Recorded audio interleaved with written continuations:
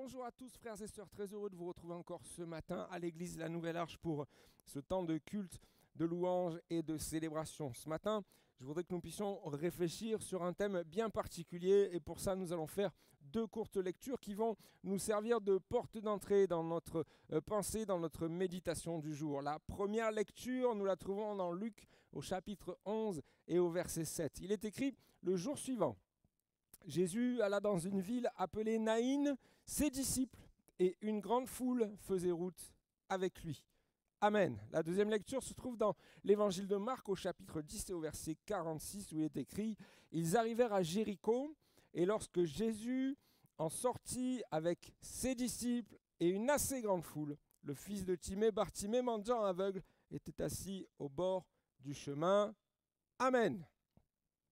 Voici deux lectures qui nous exposent deux situations différentes qui se sont produites pendant le ministère de Jésus sur terre. Deux moments qui, bien que différents, ont une chose en commun dans la description qui nous est faite. Il y a une mention, une distinction qui est faite lorsqu'il s'agit de décrire les personnes qui accompagnent ou qui suivent Jésus. On l'a lu ensemble. Il est question d'un côté d'une grande foule, ou une assez grande foule, et de l'autre, il est question des disciples. Quelle importance! Eh bien, si la parole de Dieu prend soin de détailler les choses, si elle prend soin d'être précise à certains moments, c'est qu'il y a des choses à relever. C'est qu'il y a une différence entre ces deux catégories de personnes. Est-ce qu'il y a pour nous des enseignements à tirer de cette différence?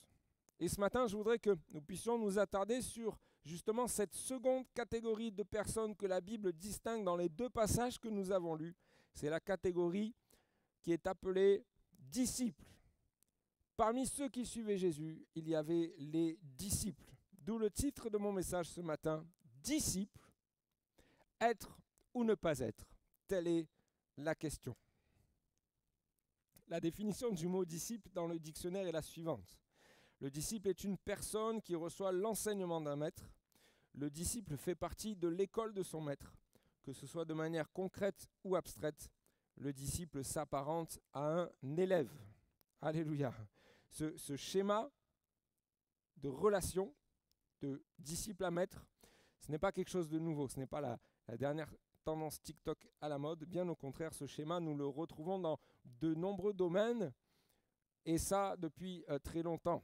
Dans la philosophie antique, par exemple, au 7e siècle avant Jésus-Christ, beaucoup de philosophes se réclamaient disciples de Socrate ou disciples de Platon.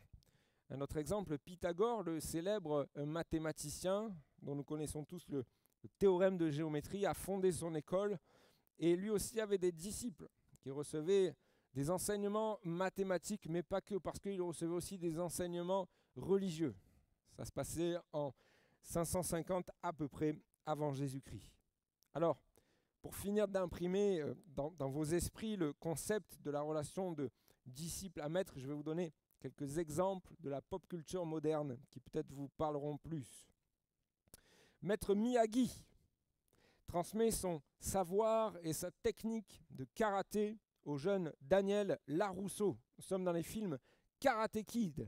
Et cet enseignement que le maître dispense à son élève, il est rendu célèbre notamment par cet exercice qui consiste à main droite, poncer, main gauche, lustrer. C'est un exercice qui consiste à laver les voitures, mais en fait qui va servir au jeune homme à acquérir des techniques de défense de karaté. Autre exemple, peut-être plus parlant pour les fans de science-fiction, Maître Yoda qui va enseigner les arts Jedi et la maîtrise de la force à Luke Skywalker. Nous sommes dans l'épisode 5 de la saga Star Wars qui s'intitule L'Empire contre-attaque. Voilà pour les exemples. Mais qu'en est-il dans la Bible? Dans la Bible, vous savez que la notion de disciple est très présente. C'est ce qu'on a lu tout à l'heure dans nos deux passages. Mais est-ce qu'elle veut dire la même chose?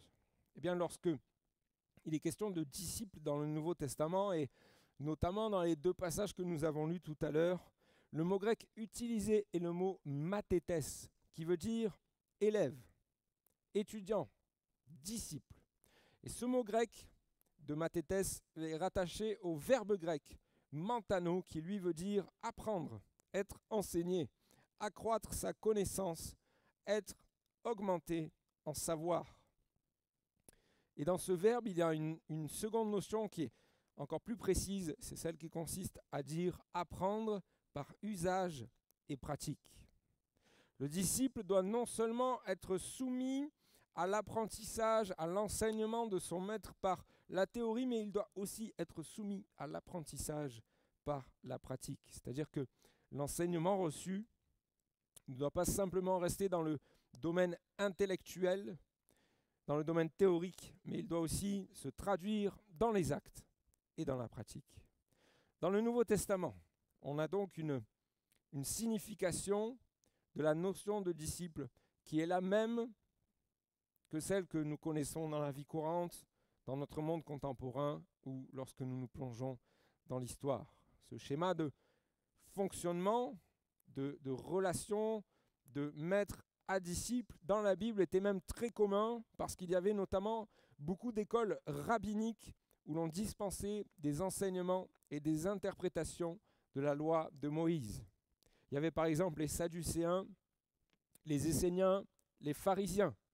D'autres disciples se rassemblaient, se réunissaient autour d'une personnalité forte, comme nous en avons l'exemple dans la Bible avec Jean-Baptiste. Marc 2,18 illustre ce que je viens de vous dire, parce qu'il est écrit « Ils vinrent dire à Jésus, pourquoi les disciples de Jean et ceux des pharisiens jeûnent-ils, tandis que tes disciples ne jeûnent pas ?» Dans ce passage, il est question, simplement pour illustrer ce que je vous dis, des disciples de Jean-Baptiste, des disciples des pharisiens, mais aussi des disciples de Jésus. Jésus était donc lui aussi dans ce cas. Lui aussi va rentrer dans le schéma de la relation de disciple à maître, à la seule différence que Jésus ne sera l'élève de personne. Au contraire, Jésus se retrouvera dans la position du maître. Mais avant que cela n'intervienne, si on relit les 3 premiers évangiles, on voit que Jésus passe par plusieurs étapes, notamment celle du baptême, puis ensuite celle de la tentation dans le désert pendant 40 jours. Puis ensuite, Jésus va commencer à enseigner dans les synagogues. Mais pendant tout ce laps de temps-là, on voit que la Bible ne mentionne ni élève ni disciple. On fait simplement cas des enseignements que Jésus dispense dans les synagogues, des enseignements qui sont tellement forts que la renommée de Jésus commence à grandir.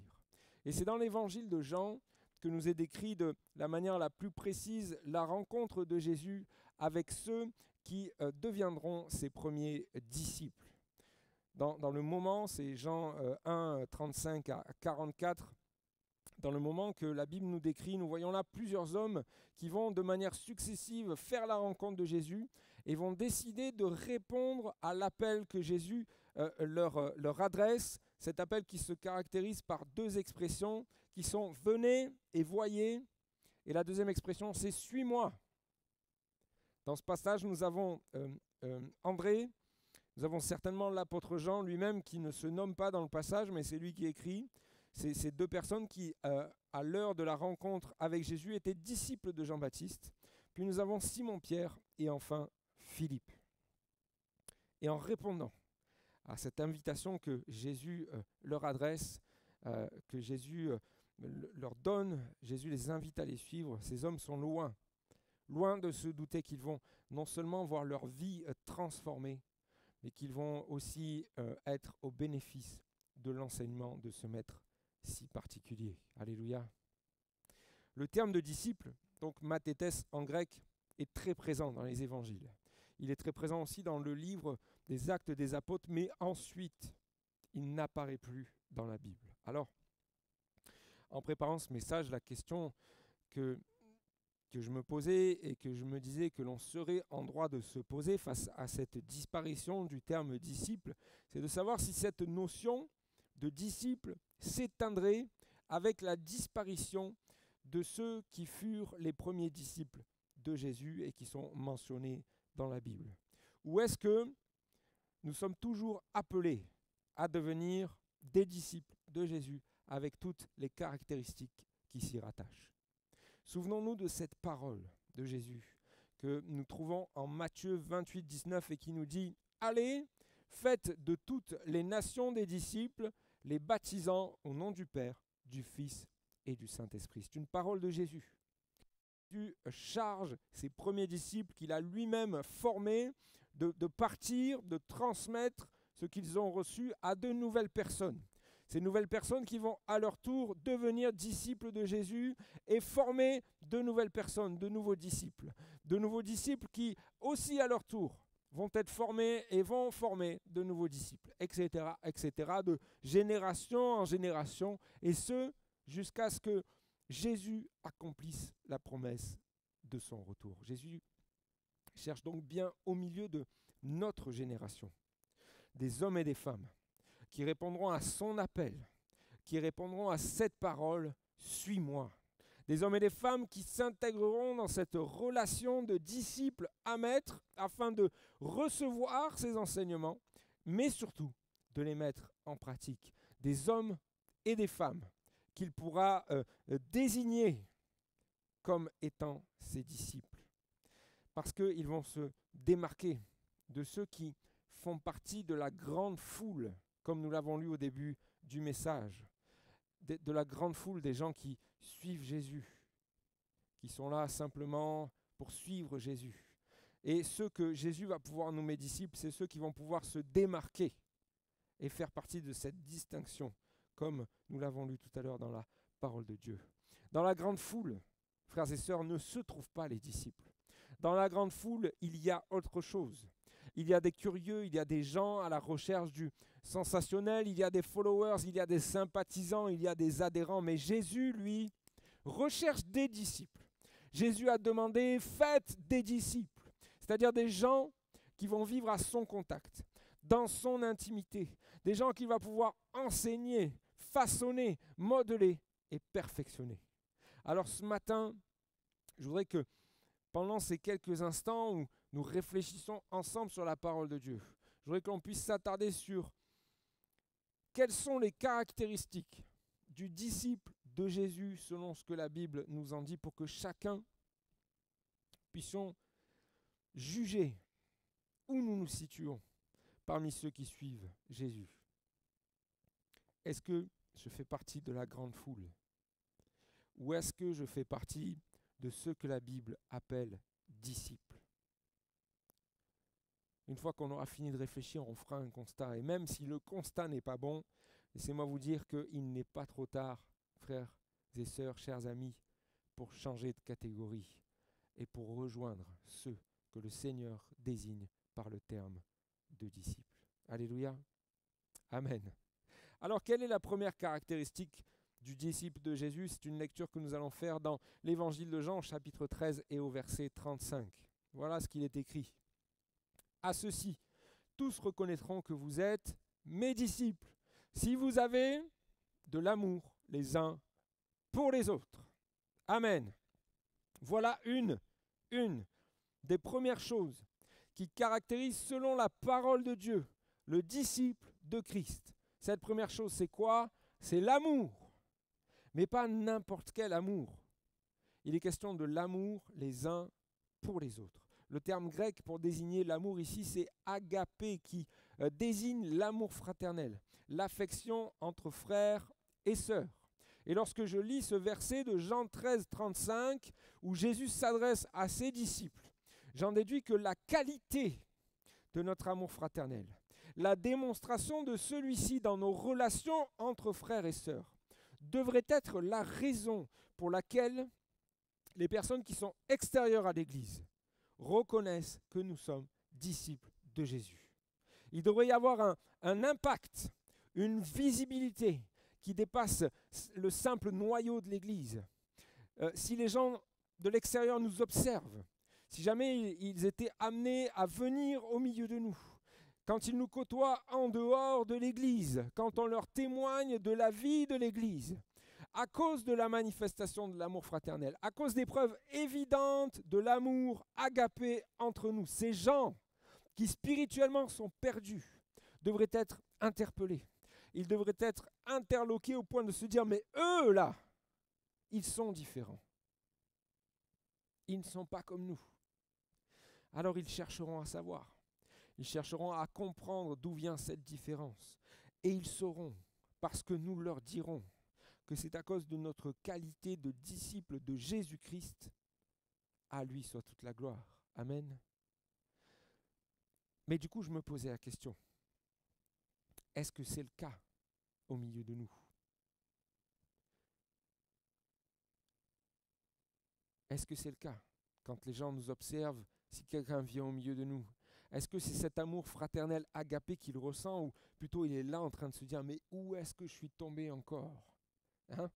C'est un panier de crabes, le machin là où je suis tombé. Tout le monde critique tout le monde. Je connais personne, mais il m'a déjà raconté la vie de l'autre. Il m'a déjà dit telle chose sur l'autre. Tout le monde se regarde de travers. Il y a une moitié qui ne dit pas bonjour à l'autre. Est-ce que c'est le cas?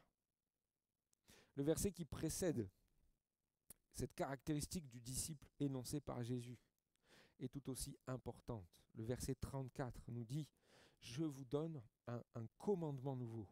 Aimez-vous les uns les autres. » Et comme en tant que disciples, nous sommes à l'écoute de notre maître, en tout cas, nous devrions l'être. Si nous aspirons à la qualité de disciples, eh bien cette directive de Jésus, nous devrions nous appliquer à l'appliquer. Si nous vivons notre vie chrétienne, frères et sœurs, sans l'amour agapé entre nous, nous ne sommes pas de ceux qui peuvent se réclamer du titre de disciple de Jésus-Christ. Ce n'est pas moi qui l'invente, c'est la Bible qui le déclare. 1 Corinthiens 13, 1. Quand je parlerai les langues des hommes et des anges, si je n'ai pas l'amour, je suis un airain qui résonne ou une cymbale qui retentit.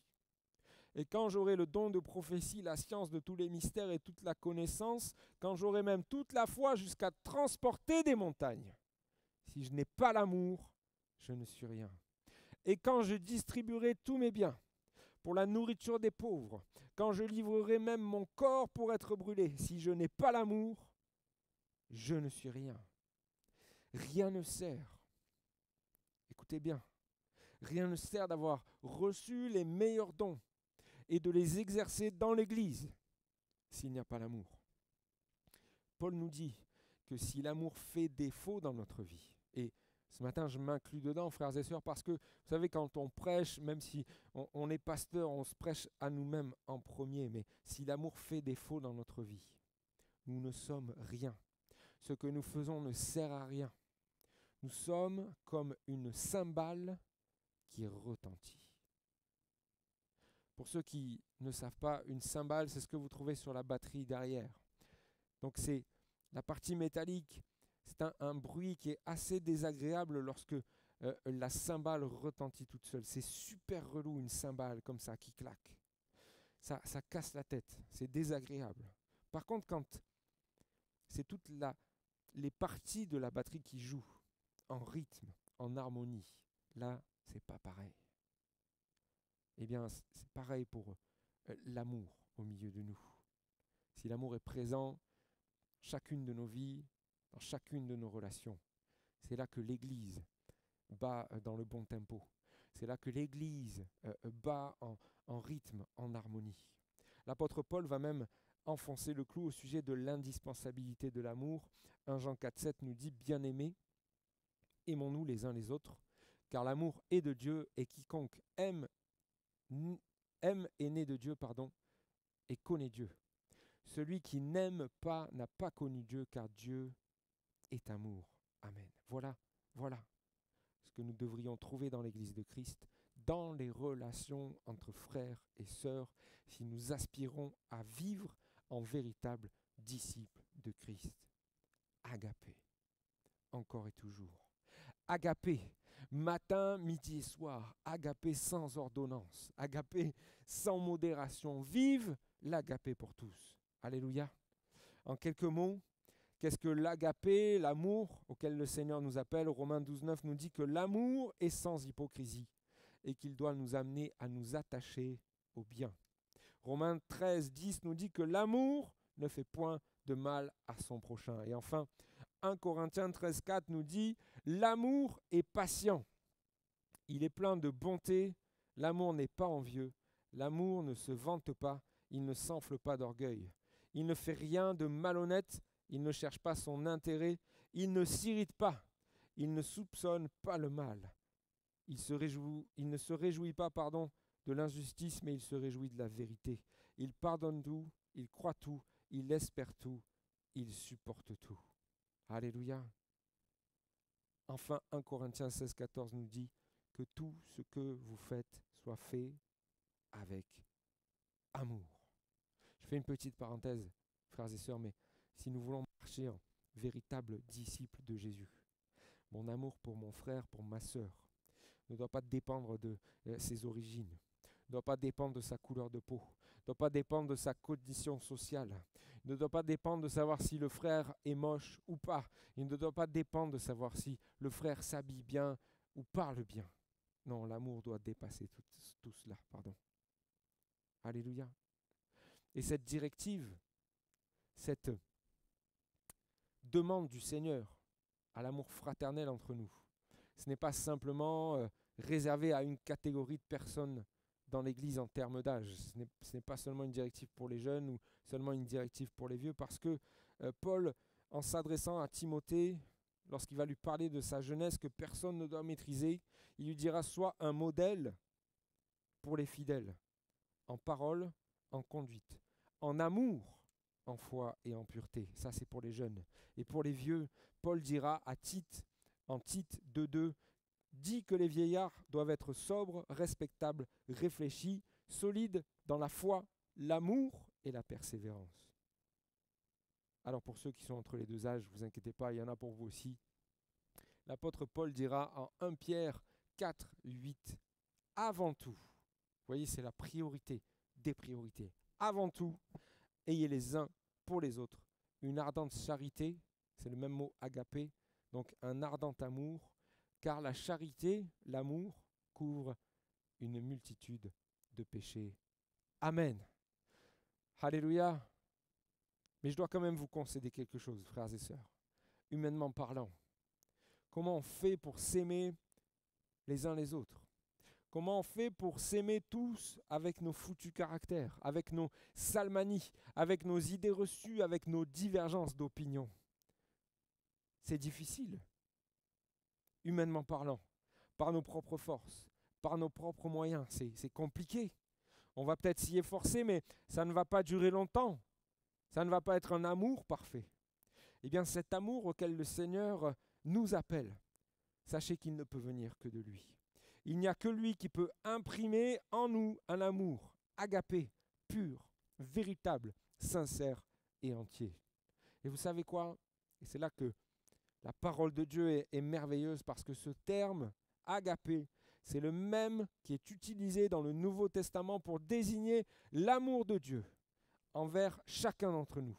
Et l'amour de Christ qui s'est sacrifié pour notre salut. Romains 8, 35 nous dira: qui nous séparera de l'amour agapé de Christ?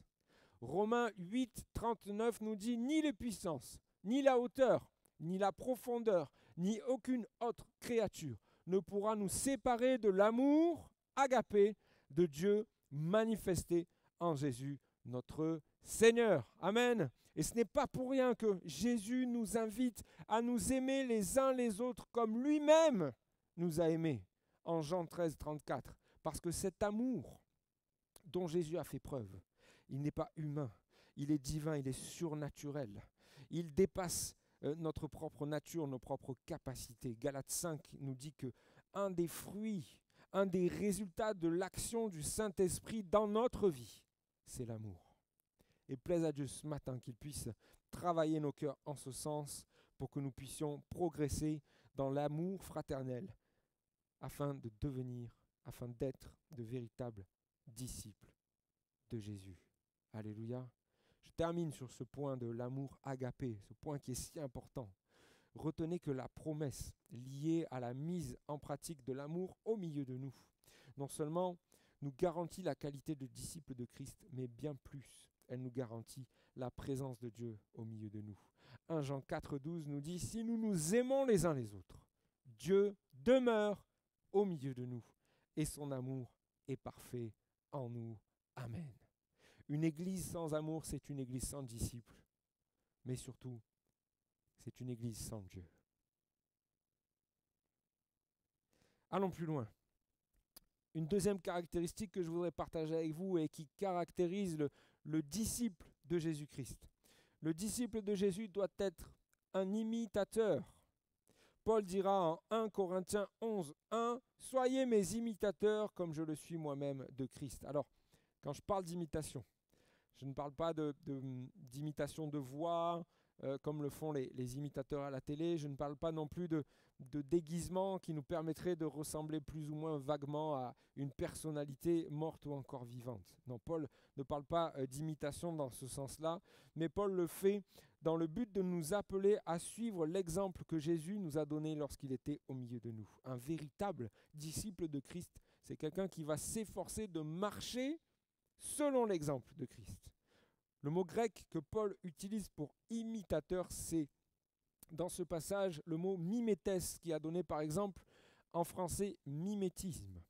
Le mimétisme, c'est la capacité de se rendre semblable à celui qui nous sert de modèle. Par exemple, il y a ce que l'on appelle le mimétisme du caméléon. Le caméléon qui a la capacité de se rendre semblable à son environnement direct. Et nous avons besoin pour être de véritables disciples, de devenir, frères et sœurs, de véritables caméléons. Alors pas dans le sens péjoratif du terme, mais nous avons besoin de nous assimiler à l'image de celui qui nous sert de modèle. Mais pour cela, on a besoin de le connaître. On a besoin de connaître celui que l'on doit imiter. Et pour le connaître, on a besoin de l'observer. On a besoin de vivre à son contact. On a besoin d'être plongé dans sa parole. On a besoin de passer du temps dans sa présence. Parce qu'au plus je vais connaître mon modèle, au plus je vais lui ressembler. Au plus je vais le connaître, au plus je vais me comporter comme lui. Au plus je vais avoir des attitudes qui sont empreintes de son caractère. Je vais penser comme lui. Je vais réagir comme lui. Et comme le caméléon lorsqu'il est sur la feuille verte, il devient vert. Si je suis au contact de Jésus, alors je vais devenir comme lui. On porte le nom de chrétien, ce qui veut dire petit Christ. Vous savez, frères et sœurs, ça ne doit pas être une simple étiquette comme la marque que vous portez sur un polo. Non, chrétien, ça doit être une réalité dans notre vie qui sera non seulement réelle, mais qui sera aussi visible par les gens de l'extérieur. Le véritable disciple de Jésus est un reflet de Jésus. C'est une image de Jésus. C'est, vous savez, une image qui est en constante évolution pour lui ressembler de plus en plus, parce que évidemment, on a besoin de progresser tout le temps. Au début, peut-être que notre image, notre manière de refléter Christ, elle sera floue. Mais le Seigneur va nous amener à gagner de plus en plus en netteté pour refléter de mieux en mieux son image. Prenons l'exemple de l'apôtre Pierre. Lorsque nous lisons le passage où Pierre va renier Jésus 3 fois, il y a un élément qui nous montre l'influence que Jésus avait sur lui, sur son attitude. Regardez avec moi, Matthieu 26, 73. Peu après, ceux qui étaient s'étant approchés dirent à Pierre, « Certainement, tu es aussi de ces gens-là. » Ces gens-là, ça veut dire que tu es aussi des disciples de Jésus. « Car ton langage te fait reconnaître. » Pierre, à force d'être en contact avec son maître, parlait comme lui, s'exprimer comme lui. Et vous savez, pour faire croire aux gens qui étaient là en train de le pointer du doigt comme étant disciple de Jésus, la Bible nous dit que Pierre va se mettre à prononcer des injures et des malédictions pour prouver le contraire. Le verset 74 nous dit « Alors il se mit à jurer en lançant des malédictions. Je ne connais pas cet homme. » Aussitôt, un coq chanta. Mon frère, ma sœur, si tu aspires à répondre au commandement de ton maître qui t'invite à être son disciple, ça doit se traduire aussi dans ton langage. Ça doit se voir dans ton comportement. Est-ce que quand tu parles, est-ce que tu parles comme un disciple de Jésus ou est-ce que tu ouvres la bouche et les seules choses qui sortent, ce sont des paroles grossières et des choses qui ne sont pas à la gloire du Seigneur? Est-ce que dans ton comportement, tu te comportes comme un disciple de Jésus ou est-ce qu'il n'y a aucune différence dans ta manière de vivre et la manière de vivre des gens de l'extérieur? Est-ce que nous sommes des imitateurs de notre Maître? Est-ce que nous sommes des imitateurs de Jésus? Que faisait Jésus, frères et sœurs? Jésus annonçait la bonne nouvelle. Jésus prenait soin des pauvres. Jésus priait et guérissait les malades. Jésus chassait des démons. Jésus manifestait l'amour de Dieu. Si nous sommes imitateurs de notre Maître, nous sommes appelés à ces choses-là. Et nous sommes même appelés à de plus grandes choses que ces choses-là. Jean 14, 12 nous dit, et c'est Jésus qui parle, « Celui qui croit en moi fera aussi les œuvres que je fais, et il en fera de plus grandes, parce que je m'en vais au Père. » Alléluia. Et dans cette imitation que je dois rechercher, dans cette imitation de Jésus, il y a un point important que je voulais relever avec vous ce matin. Jésus dira en Jean 6, 38, « En effet, je suis descendu du ciel pour faire non pas ma volonté, mais celle de celui qui m'a envoyé. » Si donc Jésus est venu pour accomplir la volonté du Père dans notre tentative d'imitation de chaque jour, nous devons, nous aussi, chercher à accomplir la volonté du Père. Dans Matthieu 12, lorsque quelqu'un viendra vers Jésus pour lui dire « Écoute, ta mère et tes frères sont dehors et ils cherchent à te parler », Jésus répondra en désignant ses disciples. Et il dira « Voici ma mère et mes frères. En effet, celui qui fait la volonté de mon Père céleste, celui-là est mon frère, ma sœur, ma mère. » Un disciple de Jésus est celui qui fait la volonté de Dieu, pas simplement de temps en temps, pas simplement dans tel ou tel domaine de notre vie, mais tout le temps. Amen. Alors, on pourrait faire une prédication tout entière sur comment rechercher la volonté de Dieu, mais simplement en quelques mots ce matin. Parfois, pas besoin d'aller chercher bien loin, ou de se torturer le cerveau, ou de rechercher la réponse auprès de Dieu pendant des semaines et des semaines. Parfois, la réponse, elle est simplement dans les Écritures. Alors je ne veux choquer personne ce matin, mais par exemple, est-ce que je peux me mettre en concubinage? La réponse est dans la Bible. Est-ce que je peux me mettre avec quelqu'un qui est inconverti? La réponse est dans la Bible. Pasteur, est-ce que vous croyez que je peux me faire tatouer? La réponse est dans la Bible. Parfois, il y a des réponses évidentes. Parfois aussi, il faut passer du temps dans la présence de notre Maître parce que ce n'est pas par la Bible que je vais savoir si tel parcours d'études est le bon, si tel travail est le bon. Et lorsque je passe du temps à prier, à intercéder, à rechercher la face de Dieu, Dieu me parle. Son Saint-Esprit me parle. Son Saint-Esprit me conduit vers les choix qui sont les siens. Et dans ces moments, le Seigneur confirme ou le Seigneur reprend. Alléluia. Je voudrais aller plus loin avec vous. Il y a encore deux autres caractéristiques de ce qu'est un disciple de Christ que je voudrais partager. Et nous les trouvons dans le même passage qui se trouve dans l'évangile de Luc au chapitre 14 et au verset 26 et 27. Voilà ce qu'il est écrit.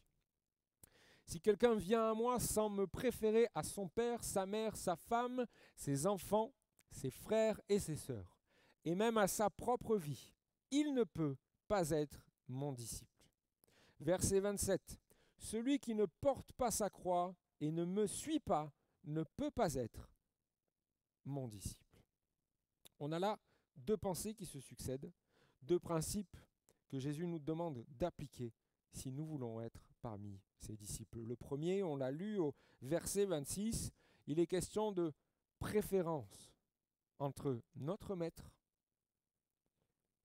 notre famille, voire même notre propre vie. Et ici, c'est une réalité spirituelle à laquelle Jésus veut amener notre attention à se porter. Et c'est une réalité spirituelle que nous avons besoin de garder à l'esprit ce matin. Frères et sœurs, lorsque l'on se donne à Christ, lorsque l'on choisit de le suivre, lorsque l'on désire entrer et répondre à l'appel de notre Seigneur pour coller à cette relation de disciple à maître, eh bien on ne peut pas faire les choses à moitié et on doit placer Jésus à la seule place qui lui est due, c'est-à-dire la première, bien avant sa famille, bien avant ses amis, bien avant son travail, bien avant ses loisirs et même bien avant notre propre vie. C'est ce que l'on appelle la dévotion. Alors, la dévotion, pas dans le sens religieux, catholique que l'on connaît en fait. La dévotion, on a besoin de la vivre dans le sens réel de ce qu'elle signifie. C'est-à-dire qu'on doit être, par la dévotion, on est appelé à un attachement sans faille à notre Maître, à notre Seigneur. Un zèle pour étudier sa parole, un zèle pour appliquer ses enseignements, un zèle pour passer du temps dans sa présence. Lorsque Jésus nous invite à l'aimer plus que le reste, c'est pour nous montrer la nécessité de toujours le placer en priorité à chaque fois. Et force est de constater qu'on est dans une génération où l'ordre de priorité n'est plus le bon, en fait. Ce n'est plus Jésus qu'on place en premier. Je juge personne. Et je vous le répète encore une fois, je me prêche à moi-même. Mais est-ce que nous répondons toujours présents à l'appel du Seigneur? Ou est-ce que nous sommes plus happés par les préoccupations de cette vie terrestre? C'est de ça dont Jésus parle finalement. Sommes-nous plus attachés aux choses spirituelles ou sommes-nous plus attachés aux choses terrestres? Mettons-nous Jésus en priorité ou sommes-nous plus à l'écoute de nous-mêmes? Le culte. Oh, écoute, pas ce week-end. J'ai eu une grosse semaine. Tu sais pas quoi, j'ai fait 37 heures au lieu de 35. Je suis fatigué. C'est pas grave, le Seigneur comprend. La réunion de mardi soir. Oh là là. Écoute, il y a la demi-finale de Koh-Lanta. Je viendrai pas mardi là pour la prière. C'est pas grave, t'inquiète pas, le Seigneur comprend. Et on a un exemple dans la Bible en Matthieu 8, 21. Alors pas de quelqu'un qui voulait regarder Koh-Lanta, mais de quelqu'un qui pourtant était déjà disciple de Jésus, mais qui à ce moment précis de la lecture que nous allons faire, n'a pas mis Jésus en priorité. Regardez. Matthieu 8, 21.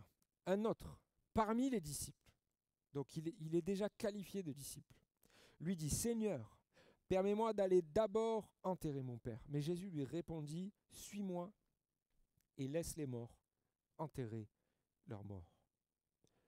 Alors il y a deux interprétations qui sont données à ce texte par les commentateurs bibliques sur la situation de cet homme qui nous est décrit comme disciple. Premièrement, soit on est dans une situation où effectivement son père vient de mourir et il faut l'enterrer dans l'immédiateté parce qu'à l'époque on enterrait les morts dans la journée de leur décès. Ça, c'est la première solution. La deuxième, c'est que le disciple souhaiterait en fait différer son départ pour suivre Jésus une fois que son père, qui est encore vivant, va mourir et sera enseveli.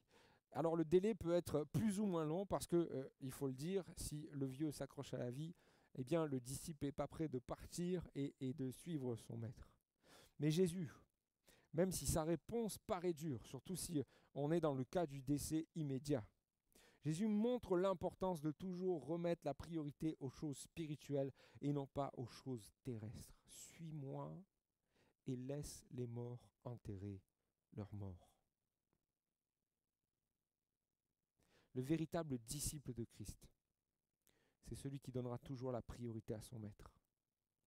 Et même si le Seigneur ne nous demandera pas forcément d'abandonner notre famille, d'abandonner tout ce que nous possédons, même si le Seigneur ne nous demandera pas forcément de quitter toutes ces choses-là, notre zèle pour lui devrait faire que nous serions en capacité de le faire si jamais il nous le demandait. Alléluia. Revenons maintenant au verset 27 qui nous amène à une dernière caractéristique du disciple de Jésus. Il est écrit: celui qui ne porte pas sa croix et ne me suit pas ne peut pas être mon disciple. Là encore, frères et sœurs, on est plus dans l'image que dans la réalité physique. Jésus ne nous demande pas à tous de sortir de l'église avec littéralement une croix sur notre épaule, de la porter, de le suivre. Jésus, entre parenthèses, ne nous demande pas aussi de porter une croix autour de notre cou, une croix de 18 carats qui ferait que, eh bien, je porte ma croix, je suis Jésus et donc je suis son disciple. Non, Jésus image ses propos. Et même si au moment où il parle, sa crucifixion n'a pas encore eu lieu, l'image qu'il choisit n'est pas anodine. Parce que non seulement elle préfigure les événements à venir, et cette parole qu'il est en train de donner à ses disciples, elle fera forcément écho dans le cœur de ceux-ci quand ils vont le voir sur le chemin du mont Golgotha avec la croix sur l'épaule et quand ils vont le voir crucifié. Mais Jésus sait aussi qu'en utilisant l'image sur le moment, ses disciples ont pleine conscience de ce qu'il est en train de décrire, parce que la crucifixion, à l'époque, c'était un des moyens les plus couramment utilisés comme mise à mort sous l'Empire romain. C'était même réservé aux pires criminels. Le condamné à être crucifié devait lui-même porter la croix qui allait servir à le faire mourir. C'était non seulement une souffrance psychologique que de porter l'instrument par lequel on allait mourir, mais c'était aussi une souffrance physique à cause du poids de la croix, mais aussi de la douleur qui était causée par le châtiment qui précédait généralement cette marche pénible. En général, on prenait le condamné, on le faisait passer par le fouet, ou alors on le battait, ou alors il était soumis à un autre supplice. Et une fois qu'il avait subi cela, on lui faisait porter sa croix. C'était la souffrance du début jusqu'à la fin.